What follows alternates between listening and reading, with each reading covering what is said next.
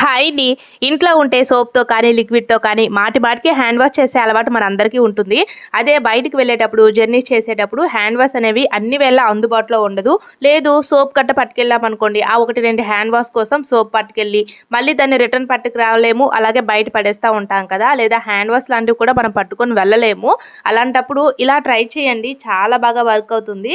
So, ముందు సోపుని తీసుకొని ఇలా వెజిటబుల్ పీలర్ తోటి చక్కగా పీల్ చేసుకోవాలి. లేదు అంటే మీరు చిన్న చిన్న పీసెస్‌గా అయినా కట్ చేసుకొని మనము బాక్స్‌లో స్టోర్ చేసుకోవచ్చు.